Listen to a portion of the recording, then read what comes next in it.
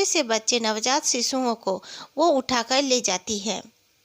इस वजह से कोई भी बच्चा पैदा होने से पहले से ही, जिस दिन वो पैदा होगा उससे पहले से ही काफ़ी बूढ़े बूढ़ी लोग बरामदा में, जैसे कि घर के बाहर बैठे रहते थे लाठी वगैरह लेकर, कि कोई भी अगर दिखे तो उसे हम नहीं छोड़ेंगे। लेकिन आज तक वैसे जितना दिन भी जिस ईयर का मैं स्टोरी बोल रही हूँ, तब तक ऐसा कुछ भी नहीं होता था। कई जन मानते भी नहीं थे। इसी बीच हमारे एक जान पहचान धीरन भैया के घर में बेटी हुई। सब कोई नॉर्मली जैसे होता है, घर पर ही उनकी बेटी हुई और फिर सब कोई बहुत खुश हुए। उनके 2 बेटे के बाद ये तीसरी नंबर में बेटी हुई थी। सब कोई जैसे रात में वो हुई, सब कोई इधर उधर साफ सुथरा सब कुछ करके उनकी बेटी को और उनकी बहू को एक कमरे में सुला दिया गया और उनका जो बेटा था वो कमरे के बाहर अपना बिस्तर लगा के सोया। वो रात के कुछ पहर उनका बेटा जब उठा तो देखता है कि उसका जो दरवाज़ा है वो बिल्कुल दरवाजे के बाहर ही सो रहे थे। दरवाज़ा है किसी ने खोला है। वो दंग रह गए कि उनकी बीवी कैसे खोल सकती, क्योंकि इन्होंने बाहर से उसे लॉक किया था।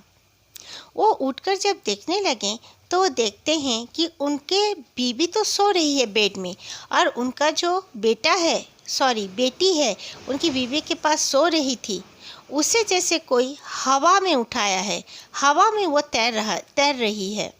ये देखकर वो बहुत ज़ोर ज़ोर से चीखने लगे और अपनी बेटी को पकड़कर गले से अपना लगा लिया।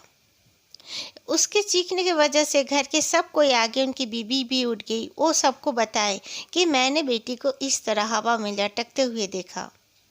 सबने कहा तो सपना देखा होगा, लेकिन वो बार बार चीखते हुए कहने लगे कि नहीं, मैंने देखा था कि मेरी बेटी हवा में थी। सबने जल्दी से उसे देखा तो देखते हैं उसके पीठ के तरफ 5 उंगलियों का निशान था, जो कि काफ़ी लंबे थे। पूरे उसके पीठ से लेकर पेट तक एक ही हाथ का निशान था, वो भी पूरे ब्लू कलर हो रखा था।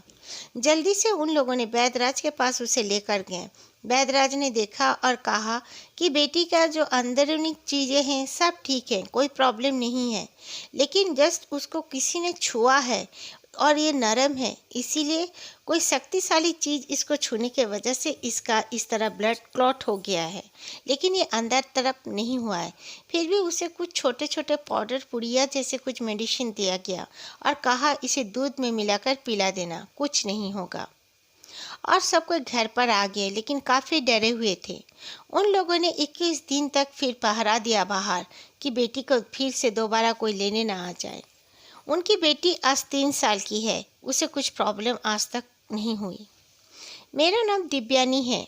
मैं अपनी छोटी बहन का एक स्टोरी आप लोगों के साथ शेयर करना चाहती हूँ। मेरी छोटी बहन हरदम कहा करती थी कि मैं कुछ देख पा रही हूँ, लेकिन क्या देख रही है ना देख रही है कुछ बता नहीं पाती थी। कहती थी ब्लैक एंड वाइट कुछ जैसे हवा में तैर रहा है, लेकिन क्लियर कभी वो बता नहीं पाती थी। वो करीब करीब 7 साल की हो चुकी थी। वो ऐसे में भी मैं बताती चलूँ, एक आँख से वो अंधी थी और एक आँख से देख पाती थी। जिस आँख से देख पाती थी उसी आँख से वो देखती थी कि कुछ भी अजीबोगरीब उसे देखने को मिलता था। एक बार हमारे पड़ोस का एक दादाजी रहते थे। रात के वक्त वो चीख कर उठ गई और बोलने लगी कि देखो दादाजी आए थे, हमारे पड़ोस के दादाजी। हम लोगों ने कहा वो अभी यहाँ पे कैसे आ सकते हैं, वो मेरे और मम्मी के बीच में सोया करती थी।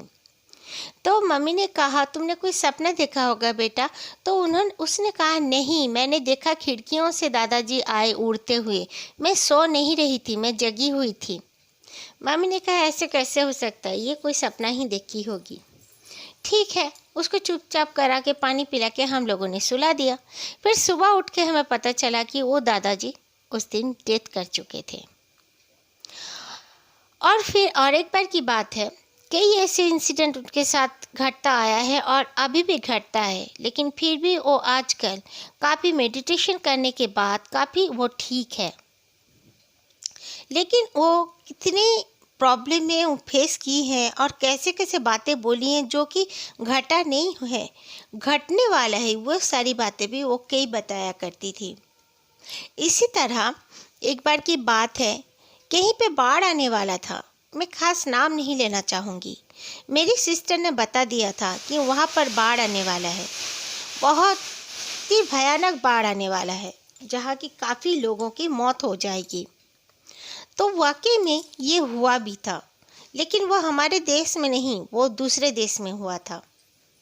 फिर मेरी सिस्टर ने एक बार कहा था कि यहाँ का पीएम का डेथ होने वाला है। वाकई में वो पीएम का डेथ हो चुका था। मेरी बहन आने वाले कल के बाद वो बताया करती थी। अड़ोसी पड़ोसी भी उससे पूछने आया करते थे। मम्मी काफ़ी गुस्सा हो जाया करती थी।